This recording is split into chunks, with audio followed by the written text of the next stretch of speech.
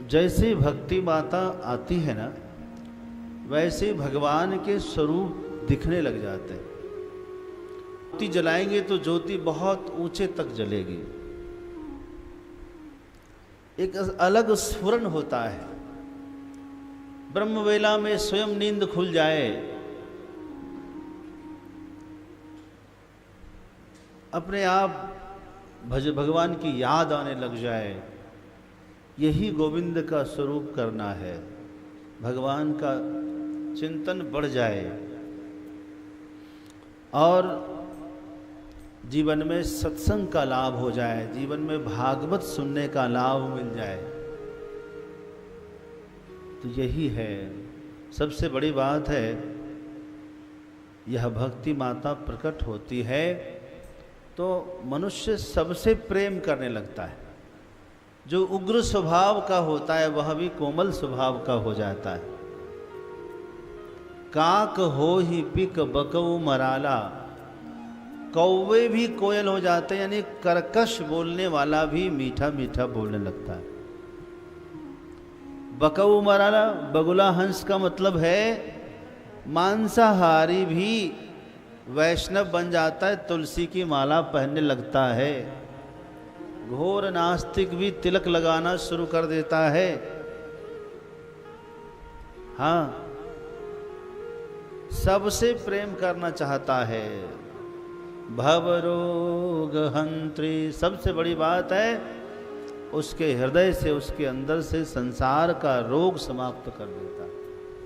संसार भर का जितना रोग है सब मिट जाएगा। सबसे बड़ा रोग कौन सा है? आना और जाना, जन्म और मरण, यही सबसे बड़ा रोग है। यह रोग भी मिट जाता है यदि भक्ति का उदय होता है। इस श्रीमद् भागवत महापुराण से कौन कौन पवित्र होंगे? हाँ, बोले ये मानवा पाप कृतस्तु सर्वदा, सदा दुराचार रते विमार्गदा। जो मनुष्य जिसने बहुत पाप कर्म किया है, सदा दुराचार, हमेशा दुराचार में, गलत आचरण में रहा और कुमार्गगामी है, अच्छे मार्ग पर कभी चलता नहीं। क्रोधाग्नि दग्धा, चाहे क्रोध की अग्नि में वो दिन रात जलने वाला प्राणी क्यों न हो। कुटिलाश्च कामिनः, कुटिल हो, कामी हो, वह भी सप्ताह यज्ञेन कलौ पुनन्ति ते, वह भी श्रीमद् भागवत कथा से पवित्र होगा। और आपको हम क्या कहें, कल आपने प्रथम दिन के प्रसंग में सुना कि परीक्षित जी केवल श्रीमद् भागवत कथा श्रवण करके मुक्त हो गए।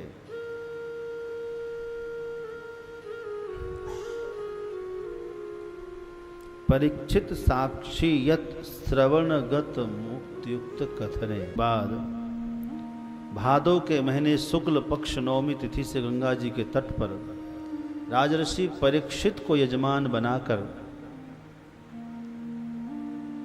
सुखदेव मुनि ने भागवत कथा की शुक्ताल में। यानी भगवान को गए हुए 30 वर्ष हुए तब, और जब 200 वर्ष बीत गए तो गोकर्ण जी ने भागवत सुनाई, और कलयुग के 300 वर्ष बीत गए तो कार्तिक शुक्ल पक्ष नवमी से हरिद्वार में सनकादियों ने नारद जी को यजमान बनाकर कथा कही। श्री सूत जी महाराज कहते हैं, सब प्रकार से कल्याण करना हो तो आइए प्रेम से श्रीमद् भागवत का श्रवण करिए।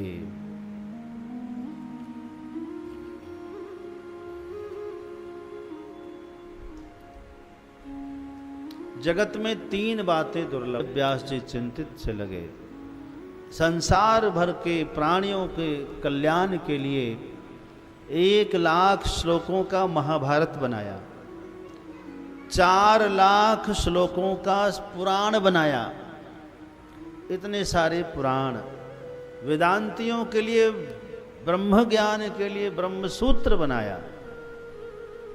लेकिन इतना कुछ होने के बाद भी क्या कारण है पता नहीं, मन खुश नहीं है। क्या बाकी रह गया?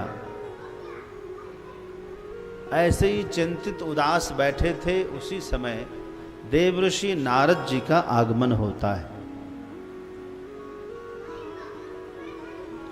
देवऋषि नारद जी आए तो नारद जी का स्वागत किया, आसन देकर बैठाए, जलपान कराए, कुछ भोजन कराए। पास में वेदव्यास जी बैठे। वेदव्यास जी के चेहरे को देखकर नारद जी समझ गए कुछ तो कमी है, और पूछ लिया, हे पराशर नंदन वेदव्यास जी, क्या कारण रह गया, क्या कमी रह गई है?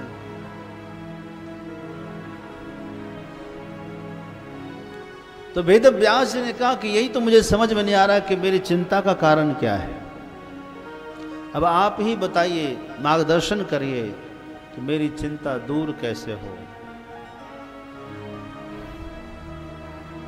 तब श्री नारद जी कहते हैं कि महाराज, आपके पास तो सब कुछ है, फिर भी आपको संतोष क्यों नहीं हो रहा?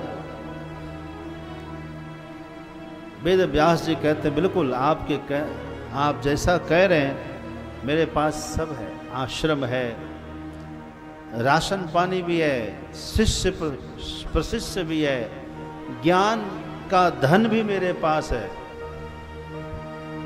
मैंने भक्ति भी किया है, तप भी किया है, सिद्धि भी है, निधि भी है, फिर भी संतोष नहीं हो रहा। तब नारद जी ने कहा, महाराज आपने बहुत से कर्मकांड लिखे, अनेकों पुराणों में कर्मकांडों का, टोटका का, टोना का बहुत वर्णन किया है, परंतु भगवान के विशुद्ध भक्तों का, निर्मल संतों का वर्णन नहीं किया। भगवान जिससे प्रेम करते हैं ऐसे प्रेमी भक्तों का निरूपण नहीं हुआ, इसलिए आपके जीवन में असंतोष है। क्योंकि भगवान को भक्तों की कथा बहुत प्रिय है। हाँ, नैन ही संत दरस नहीं देखा, नैन ही संत दरस नहीं देखा, नैन ही संत दरस नहीं देखा, नैन ही संत दरस नहीं देखा, लोचन मोर पंख कर लेखा, लोचन मोर पंख कर लेखा, नई नई संत दर्श नहीं देखा, लोचन मोर पंख कर लेखा। यदि इन आंखों से विशुद्ध संतों के दर्शन नहीं होते तो आपके जीवन में जो आंख है, यह आंख नहीं है, मोर के पंख के समान है। जैसे मोर के पंख में आंखों के चित्र तो होते हैं, लेकिन वो आंख देखने के लिए नहीं, केवल दिखावे के लिए होती है। समझ गए? इसलिए संतों में प्रेम करिए। नारद जी ने अपने जीवन के बारे में बताया कि अहम पुरातीत भवे अभवम मुने दास्यास्तु कस्याश्चन वेदवादिनाम निरूपितो बालक एव योगिनाम शुश्रूषणे प्रावृष निर्विवक्षताम। अपने बारे में बताया कि हमारे जीवन में कितना बदलाव हुआ। नारद जी के पूर्व जन्म के बारे में जरा सुनिए, आप लोग भी ध्यान से सुनिए, बड़ा काम का है। नारद जी पहले ब्रह्मलोक में रहते थे और ये उस समय उपबरहण नामक गंधर्व थे। नारद जी का क्या नाम था? उपबरहण। बड़े सुंदर, गंधर्व तो बहुत सुंदर होते ही है। गंधर्व, विद्याधर, चारण, ये सब बहुत सुंदर होते हैं। नारद जी को ब्रह्मलोक में श्री कृष्ण लीला करने का अवसर मिला।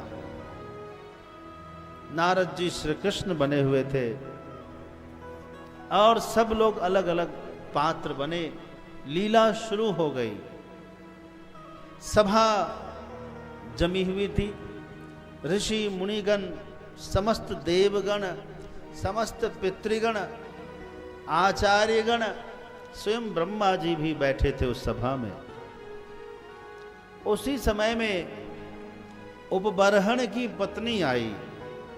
जो नारद जो उपबरहण थे, गंधर्व थे, उस समय उनकी पत्नी वहां आई। तो ये तो मंच पर थे, उधर से उसने कुछ इशारे में कहा और इसने भी उसको इशारे में जवाब दे दिया। ये भूल गए कि मैं इस समय कहां पर हूं, किस वेशभूषा में हूं, मैं लीला कर रहा हूं। अच्छा, लीला करने वाले की तरफ सब देखते हैं कि नहीं? उनकी आंखें, उनकी भाव भंगिमाएं सब लोग ध्यान से देखते हैं। जैसे उसने इशारा किया, वासनात्मक संकेत किया, तो सब समझ गए और भक्ति रस भंग हो गया। जो भक्ति रस चल रहा था वो भंग हो गया। सब पछताने लगे, किसको बना दिया, और उठ उठ करके सब जाने लगे। तभी ब्रह्मा जी ने नारद जी को श्राप दिया कि तुमने इतना तुच्छ काम किया, तुम भूल गए कि कहां हो। मैं श्राप देता हूं, तुम मृत्यु लोक में जाओ और वहां दुख पाओ। तभी नारद जी का जन्म मृत्यु लोक में एक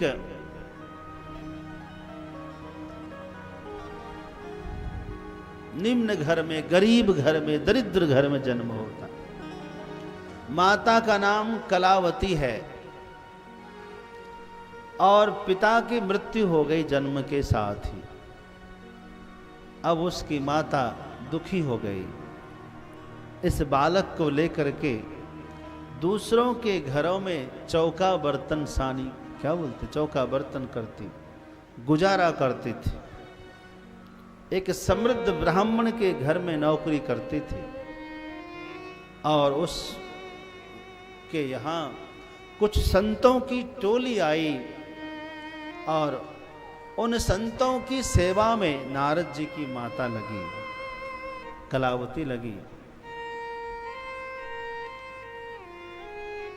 बरसात, पूरा बरसात, पूरी वर्षा ऋतु संत लोग वहीं ठहरे। हाँ, शुश्रूषणे प्रावृष निर्विवक्षिताम। प्रावृष ने वर्षा काल में संत लोग क्या करते, जल्दी सवेरे उठते, स्नान आदि करते, ठाकुर जी की सेवा करते, नाम संकीर्तन करते, फिर सुंदर भोग बनाते, अपने हाथों से संत लोग बनाते। नारद जी की माता जी लकड़ियां लेकर आती और साफ सफाई चौका आदि कर देती, बर्तन धोकर तैयार कर देती। नारद जी भी फूल तोड़कर लाते, कुछ न कुछ सेवा करते थे। संत लोग भगवान को भोग लगा करके प्रसाद पाते। दोपहर के बाद सुंदर सत्संग करते। अलग अलग भगवान की लीला होती है, अलग अलग श्रृंगार करते। बड़ा आनंद में 2 महीना बीत गया, संत लोग जाने के लिए तैयार हो गए। तो नारद जी सोचे कि मैं भी जाऊंगा, बिल्कुल पीछे पड़ गए। नारद जी की माता ने संतों से जाकर कहा कि बाबा एक ही तो सहारा है मेरा, कहीं ये साधु ना हो जाए। आप सब साधु से कितना प्रेम करती हैं कि नहीं? हाँ या ना? करती, खिलाती पिलाती हैं, सेवा करती हैं, कितना अच्छा, प्रणाम भी करते, दान दक्षिणा भी देते। लेकिन कोई चाहती है कि आपका बेटा साधु हो जाए? कोई चाहता है? बोलो बोलो, अरे बढ़िया से बोलो, सुनाई दे। देखो कैमरा लगा हुआ है, आप बोलेंगे उधर मालूम पड़ जाएगा।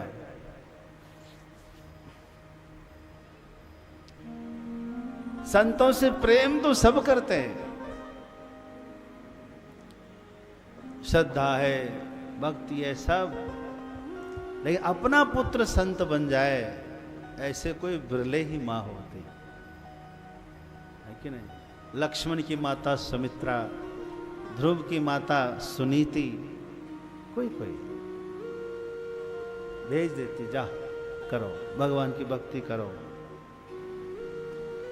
तो संतों ने कहा अच्छा चिंता मत करो, जब तक तुम रहोगी तब तक तुम्हारी सेवा करेंगे, उसके बाद ये आ जाएंगे। ऐसा ही हुआ, संत लोग गए, नारद जी को समझाया, नारद जी बहुत रोए संतों के जाने के बाद। एक समय आया, नारद जी की माता को एक सांप ने डस लिया, सर्प दंश से उनकी मृत्यु हो गई। नारद जी ने माता का संस्कार किया और फिर भजन करने के लिए पश्चिम दिशा में नारायण सरोवर पर चले गए, खूब भजन किया। एक दिन आकाशवाणी हुई कि हंतास्मिन् जन्मनि भवान नमाम द्रष्टुम इहारसि अविपक्व कषायानाम दुर्दर्शो हम कुयोगी नाम। इस जन्म में आप मेरा दर्शन नहीं कर पाएंगे, आपकी भक्ति पूरी नहीं हुई है, अगले जन्म में आपको दर्शन मिलेगा। नारद जी का शरीर छूट गया, भगवान का आशीर्वाद हुआ। नारद जी कहते हैं देखो इस जन्म में मैं ब्रह्मा जी का फिर से पुत्र हुआ। अब मैं जब इच्छा होती तब जिस लोक में इच्छा होती उस लोक में जाता हूं, बारंबार भगवान के दर्शन करता हूं। नारद जी कहते हैं कि मैंने शास्त्रों का भी अध्ययन किया। अपनी कथा सुनाते हुए नारद जी कहते कि एक बार मैं किसी गंधर्वों की नगर में गया। गंधर्व लोग रहते हैं जहां, उसको अलकापुरी कहते हैं। अलकापुरी में गंधर्व ही गंधर्व थे। नारद जी वहां गए, लोग बड़े सुंदर सुंदर, नारियां बड़ी सुंदर सुंदर, लेकिन जब निकट से देखा तो सब दिव्यांग थे। दिव्यांग समझते हो ना? नहीं समझते? विकलांग, कोई किसी के आंखें खराब, किसी के नाक टेढ़ी, किसी के हाथ टूटे, किसी के पैर टूटे, कोई सही सलामत नहीं था। नारद जी को आश्चर्य हुआ। नारद जी ने पूछा भाई आप लोग कौन हैं? आप सब इस तरह से कैसे हैं? तो लोगों ने कहा कि हम लोग राग रागनिया हैं। हाँ, किसी का नाम वसंत है, किसी का नाम मालकोस है, किसी का नाम भीम पलासी है, कोई रागेश्वरी, बागेश्वरी, भैरवी, तोड़ी। अच्छा, तो आप सब इतने सुंदर भी हैं, नाम भी बड़ा अच्छा अच्छा है, तो आपकी दुर्दशा कैसे है? तब सब ने कहा कि हम क्या बताएं, एक नारद नाम का पंडित है जिसने हम लोगों को नाको दाम करके रखा है। नारद जी चौंके कि मेरा ही नाम लिया जा रहा है। मेरा ही नाम। नारद जी ने चुपचाप सोचा कि मैं बता दूं कि मैं ही नारद हूं तो काम गड़बड़ है। सो नारद ने कैसे आपका ये सब किया है? कहा नारद ने किसी से संगीत सीखा नहीं और हर राग को गाता है और सबकी टांग तोड़ता है। इसीलिए हम लोगों की दुर्दशा करके रखा है। मिल जाए तो उसकी हालत खराब कर दे, हम लोग छोड़े ना। नारद जी एकदम चुपचाप सक पका गए। नारद जी ने कहा अच्छा तो आप लोग ठीक कैसे होंगे ये तो बता दो। नारद मुझे मिल जाए तो मैं समझा दूंगा उसको। कहा नारद जी यदि किसी से संगीत की विद्या सीख ले फिर सब रागों को गाए सबको ठीक कर सकते हैं। अच्छा ठीक है तो मैं जाता हूं, मैं नारद जी से कहूंगा। अच्छा एक बात ये बता दो नारद जी को किससे सीखना चाहिए? बोले किससे क्या, उनके घर में उनकी माता सरस्वती है। सरस्वती माता से अधिक कौन जानता संगीत, उन्हीं से सीखना चाहिए। नारद जी तो खुश हो गए। अब मैं चलता हूं। लोगों ने कहा कि भाई आप कौन हैं? नारद जी ने कहा कि अभी टाइम नहीं है, बाद में बताएंगे, हम जा रहे हैं। नारद जी वहां से भागे, एक पर्वत पर गए। पर्वत पर जाकर के अपनी माता सरस्वती को पुकारने लगे। हाँ,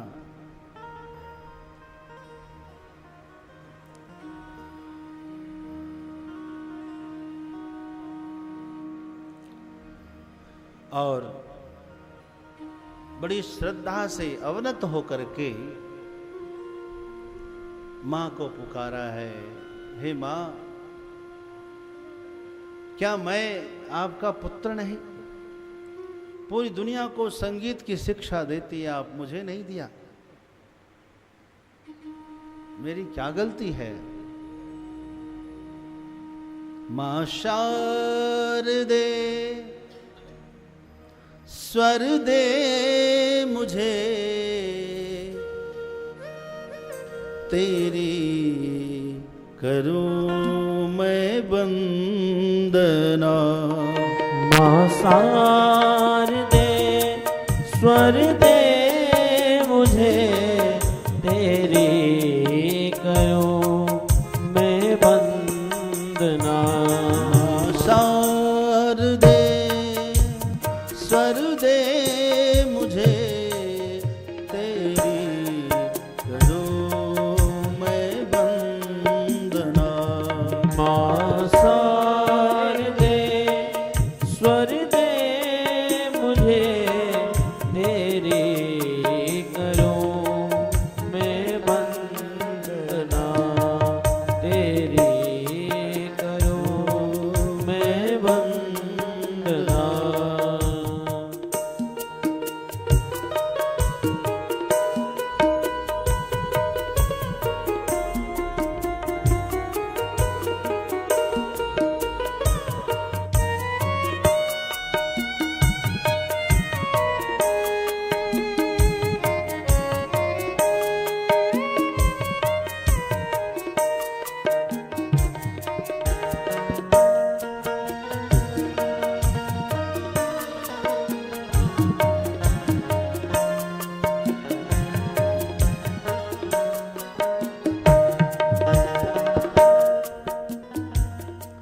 जीवन सुरीला गीत हो, हर सांस में संगीत हो।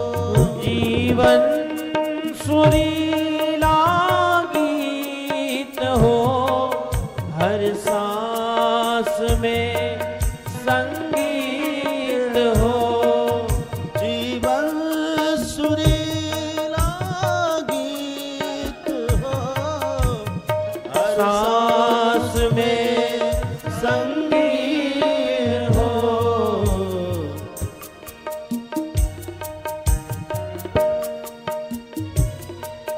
निष्काम हो मन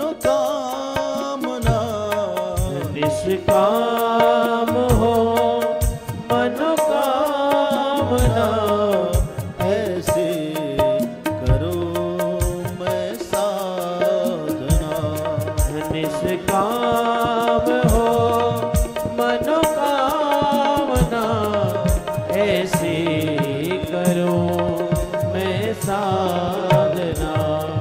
माँ साध दे स्वर दे मुझे, तेरी करूं मैं वंदना, तेरी करूं मैं वंदना, मैं वंदना, तेरी करूं मैं वंदना।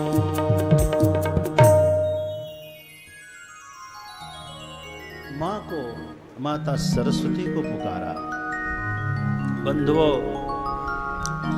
बहुत से देवी देवता हैं जिसके बारे में आप जानते होंगे, लेकिन सरस्वती माता एक ऐसी है जो सबसे अलग है। जरा ध्यान से सुनना और अपने बच्चों को सुनाना ये बात। हाँ, कहते कि सरस्वती माता की खास बात यह है कि जिस दिन से आप इसकी आराधना शुरू करें उसी दिन से फल मिलना शुरू हो जाता है। सबसे बड़ी बात तो यह है, दुनिया में ऐसा कोई देव है कि और कोई भी देवता नहीं चाहते कि आप ज्ञानवान बन जाएं। कोई नहीं चाहता। ज्ञानी हो जाएगा तो पूजा कहां करेगा, भक्ति कहां करेगा। लेकिन एकमात्र सरस्वती माता है, ब्रह्मवादिनी है, जो चाहती है कि मेरे हर बच्चों को ब्रह्म ज्ञान हो जाए, सबको ज्ञान हो जाए। यही खास बात है। साकांक्षा अर्थात माता सरस्वती चाहती है कि ये आए, और हर व्यक्ति को संगीत का भी ज्ञान होना चाहिए। कहते कि आसन्न, और सभी देवता अलग अलग धामों में रहते होंगे, लेकिन माता सरस्वती का कोई धाम है तो बताओ, है? माता सरस्वती और कहीं नहीं रहती है, आसन्न रहती है, एकदम निकट रहती है। हर प्राणी के, हर मनुष्य के निकट रहती माता सरस्वती। विश्वास नहीं है, उठाओ पुस्तक, प्रणाम करो और पन्ना उलटना शुरू कर दो। यही उसकी आराधना है और कोई पूजा नहीं है उसकी। साकांक्षा आसन्ना च स्वार्थे योग्या सरस्वती। आपको जो कुछ भी चाहिए वह सब मिल सकता है। माता सरस्वती की साधना शुरू कर दीजिए। कितना सरल, कितना सहज है? ऐसी माता सरस्वती प्रकट हो गई। नारद जी रोने लगे और कहा, माते सब कुछ तो ठीक है हे मात, परंतु मुझे संगीत का ज्ञान आपने क्यों नहीं दिया? माता सरस्वती ने कहा, नारद, यद्यपि मैं तुम्हारी मां हूं, परंतु फिर भी संगीत की एक मर्यादा है कि जब तक गुरु के पास कोई जाकर बैठे ना कि मुझे सिखाइए, तब तक गुरु नहीं सिखाता। आज तुम्हें महसूस हुआ कि संगीत आवश्यक है, संगीत सीखना चाहिए, तो लो ये वीणा मैं तुम्हें प्रदान करती हूं, अब इसमें स्वर छेड़ो। माता सरस्वती ने वीणा प्रदान किया नारद जी को। नारद जी गदगद हो गए। श्रीमद् भागवत में वेद व्यास जी इस प्रसंग का उल्लेख करते हुए कहते हैं कि देवदत्ता इमां वीणा स्वर ब्रह्म विभूषिता देव्या दत्ता इति देवदत्ता। देवी सरस्वती ने मुझे यह वीणा प्रदान किया है। स्वर ब्रह्म से विभूषित यह वीणा है और खास बात यह है कि मूर्छयित्वा हरि कथा, मैं इसमें और कुछ नहीं गाता, केवल हरि कथा का गायन करता हूं और गाय मानस चराम में हूं। हरि कथा का गायन करता रहता हूं, भ्रमण करता रहता हूं।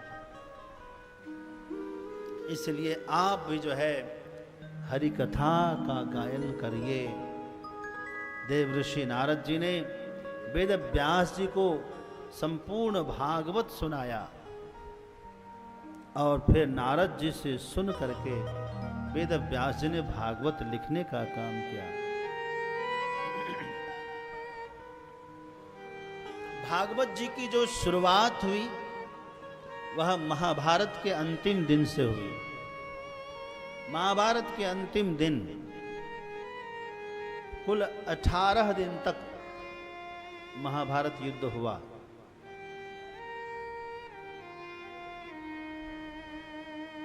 दस दिन तक पितामह भीष्म लड़े, 5 दिन तक द्रोणाचार्य और 2 दिन तक कर्ण और अश्वत्थामा आधे दिन तक बने। इस प्रकार जो है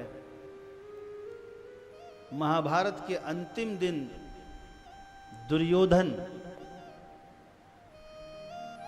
अभी मरा नहीं था, शरीर का जर्रा जर्रा चूर चूर हो गया था। उसी समय अश्वत्थामा आते हैं और अश्वत्थामा कहते हैं कि मित्र, तुम्हारी कोई अंतिम इच्छा है तो बताओ। दुर्योधन ने कहा, मेरी एक इच्छा है कि मेरे शत्रु का संहार नहीं हुआ, हम 100 के 100 भाई समाप्त हो गए।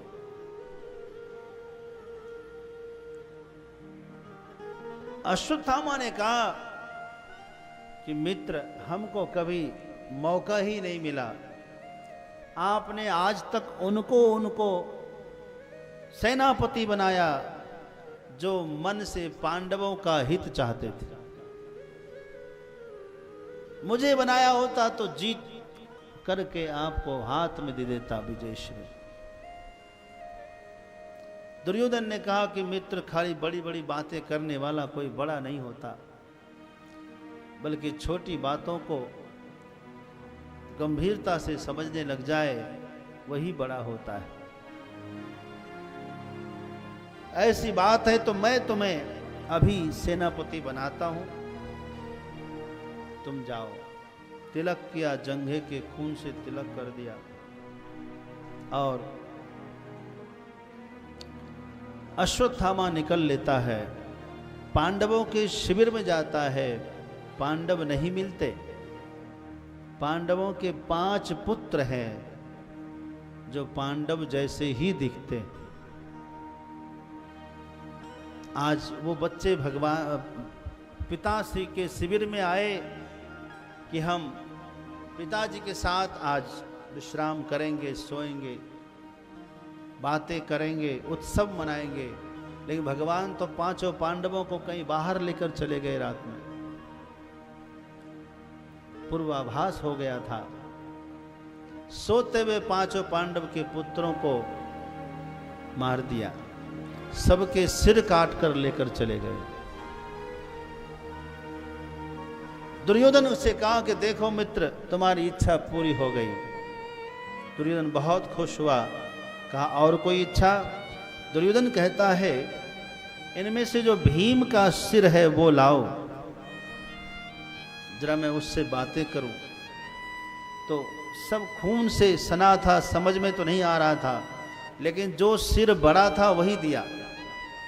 दुर्योधन ने उसको ऐसे हाथों से दबाया, वो चूर हो गई खोपड़ी। कहा, ये भीम का सिर नहीं हो सकता, तुम सच बताओ किसको मारे हो? तब उसने कहा कि पांडव तो मिले ही नहीं, पांडव के पुत्रों को मारा हो। दुर्योधन ने कहा कि मेरी दुश्मनी तो पांडवों से थी, इन बच्चों से नहीं थी। तुमने बहुत गलत किया। यही बच्चे तो हमें जलदान करते, तर्पण करते तो हमें शांति मिलती। तुमने तो हमें पानी के लायक भी नहीं छोड़ा। इतिहास गवाह रहेगा, मेरी मृत्यु का कारण पांडव नहीं तुम हो। और दुर्योधन रोते रोते प्राण त्याग कर देते हैं। उधर द्रौपदी सवेरे सवेरे अपने मृत पुत्रों के शव को देख करके व्याकुल होकर रो रही है। अर्जुन आए, पांचों पांडव आए, सुबह सुबह देखा 5-5 पुत्रों के शव तो है, सिर नहीं है। सिर विहीन शरीर कैसा लग रहा होगा देखने में, भयानक डरावना। व्याकुल हो गए। अर्जुन ने भगवान से पूछा कि कौन हो सकता है। तब भगवान ने कहा कि अश्वत्थामा के अलावा और कोई नहीं। उस समय अश्वत्थामा वेदव्यास जी के आश्रम में डर के मारे छिपे हुए थे। पांडव वहीं गए। अश्वत्थामा भागने लगा, अर्जुन ने उसको रोका। अश्वत्थामा ने ब्रह्मास्त्र चलाया। वेदव्यास जी ने देखा कि ये क्या कर रहा है। अर्जुन ने भी ब्रह्मास्त्र के बदले में ब्रह्मास्त्र चलाया। वेदव्यास जी ने कहा, अरे मूर्खो, ब्रह्मास्त्र का प्रयोग सृष्टि के कल्याण के लिए होता है, निजी रक्षा के लिए नहीं होता। वापस करो। अर्जुन ने वापस किया, लेकिन अश्वत्थामा को वापस करना ही नहीं आता था। उसने कहा, मैं दिशा बदल सकता हूं। हे ब्रह्मास्त्र, पांडवों को छोड़ दीजिए। पांडव के वंश में यदि कोई भ्रूण पल रहा हो, उस भ्रूण को, उस गर्भस्थ शिशु की हत्या कर दो। उस समय अभिमन्यु की पत्नी उत्तरा गर्भवती थी। उत्तरा गर्भवती थी। उसके गर्भ में ब्रह्मास्त्र प्रवेश करता है और उसके गर्भ में जलन होती है। उत्तरा समझ गई, दुख बहुत अपरंपार है। गोविंद को पुकारा है, पाहि पाहि महायोगी, देव देव जगतपते, नान्यं त्वदभयं पश्ये, यत्र मृत्यु परस्परम। पाहि पाहि महायोगीन, महायोगिन निधीश्वरी। हे महायोगी, रक्षा करिए। हे नाथ, हे जगतपति जगदीश, रक्षा करिए। अभिद्रवति मामीश शरस्तप्तायशो विभो। मेरे गर्भाशय में कोई आग का, कोई अग्नि का अस्त्र चला गया है। यह अग्नियास्त्र, यह ब्रह्मास्त्र मुझे जला दे, लेकिन इस भ्रूण की रक्षा करिए, इस शिशु की रक्षा करें। क्योंकि नाथ, दुनिया के लोग कहेंगे जिसकी रक्षा भगवान भी नहीं कर पाए, जिस पांडवों के पीछे पीछे साये की तरह चलते थे श्री कृष्ण, उस पांडव के वंश की रक्षा नहीं कर पाए। नाथ, मेरी हंसी नहीं, अब तेरी हंसी है। भगवान सूक्ष्म रूप से उत्तरा के गर्भ में प्रवेश करके अपनी गदा को घुमाया है सूक्ष्म रूप से, और ब्रह्मास्त्र के तेज को शांत किया।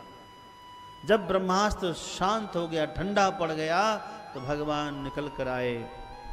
इधर अश्वत्थामा उपहास कर रहा था भगवान का, ठाके लगा रहा था कि वासुदेव, जिसकी रक्षा के लिए आपने प्रतिज्ञा की, मैंने उस वंश का विनाश कर दिया, आप कुछ नहीं कर सके। भगवान ने अर्जुन से कहा, अर्जुन, पकड़ लो इसको, जो करना था मैंने कर दिया। अर्जुन ने गिरफ्तार कर लिया, बांध कर घसीट कर ले आए द्रौपदी के सामने। लेकिन द्रौपदी भी कम नहीं। धर्म परायणा हो तो कोई द्रौपदी जैसी हो। द्रौपदी ने कहा कि नहीं, मुच्यता मुच्यता मेष ब्राह्मणो नितराम गुरु। ये गुरुपुत्र है, इसलिए गुरु भी है, इसको मुक्त करिए, छोड़िए। सोचिए, जिस गुरु ने अपने पुत्र को ब्रह्मास्त्र का पूरा ज्ञान नहीं दिया लेकिन आपको दिया, उनके पुत्र को मारेंगे। अर्जुन ने कहा कि द्रौपदी तुम नहीं जानती हो ये कितना बड़ा दुष्ट है, ये कुछ भी कर सकता है, इसको छोड़ना ठीक नहीं है। द्रौपदी ने कहा, इसके पिता की मृत्यु के बाद इसकी माता गौतमी केवल अश्वत्थामा के लिए जिंदा है। यदि ये मर जाएंगे ना तो इसकी माता भी नहीं बचेगी।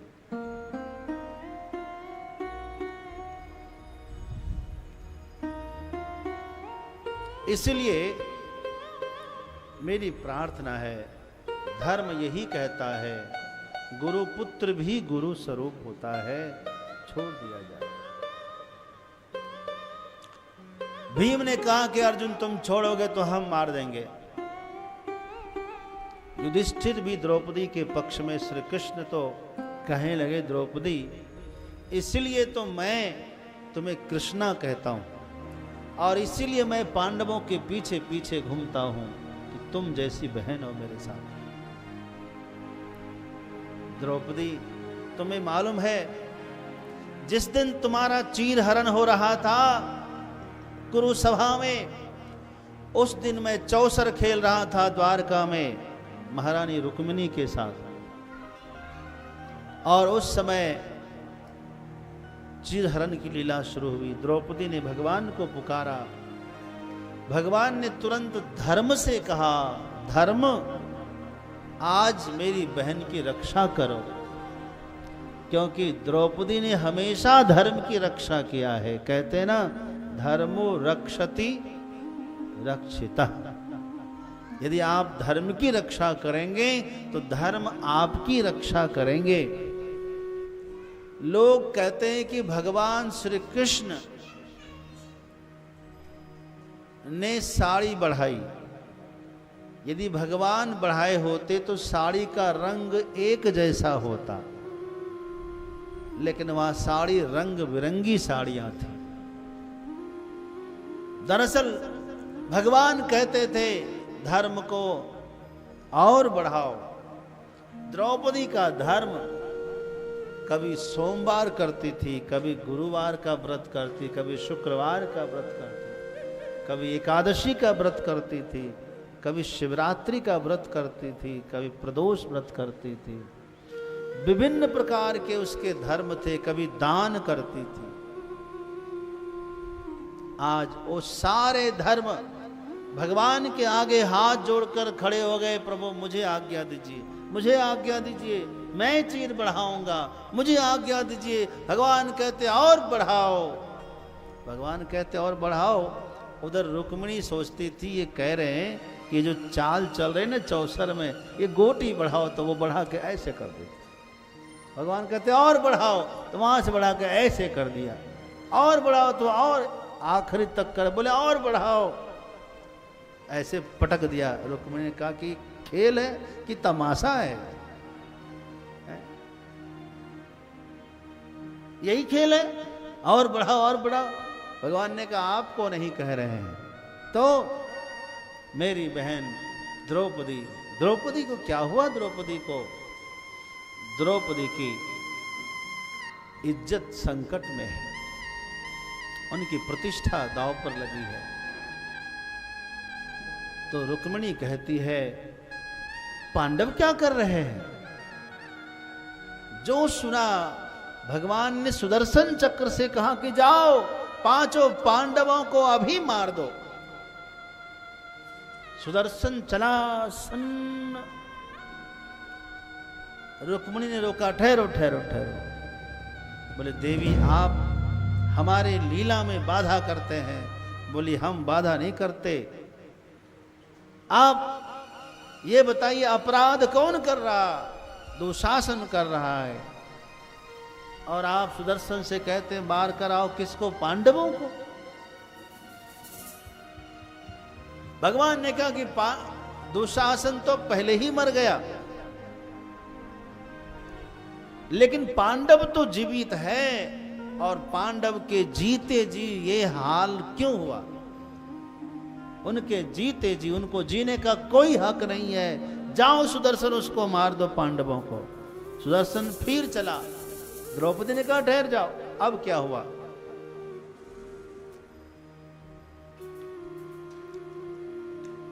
रुक्मिणी कहती है पांडवों को आप क्यों मारना चाहते हैं? पांडवों को मारकर द्रौपदी को बचाना चाहते हैं। क्या द्रौपदी कभी खुश हो जाएगी? ये भारतीय नारी है। भारतीय नारी को साड़ी प्रिय नहीं होती है, उसको सिंदूर प्रिय होता है। अपने सिंदूर के लिए सैकड़ों साड़ियां कुर्बान कर देती है। आपको मालूम है दक्ष प्रजापति शिव का तिरस्कार करने लगे तो स्वयं की पुत्री महासती ने पिता को श्राप दे दिया और शरीर का भी त्याग कर दिया।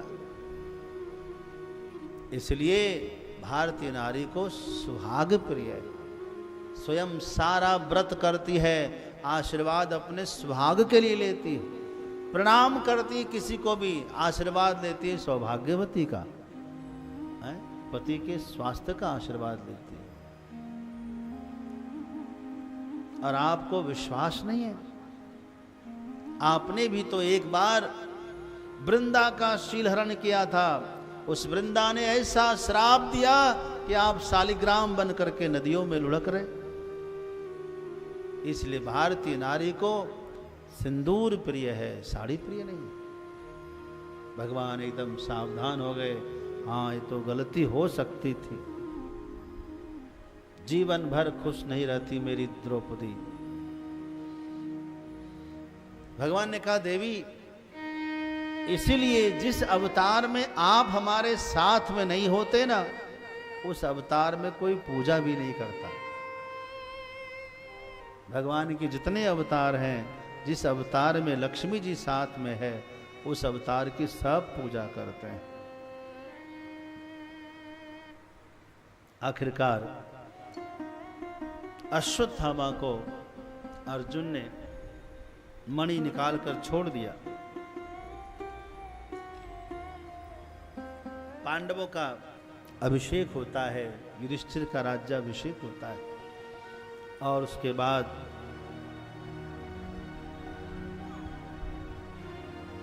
युधिष्ठिर के राज्याभिषेक के बाद में युधिष्ठिर की चिंता नहीं मिटती है। भक्तवत्सल भगवान की जय जय सीताराम।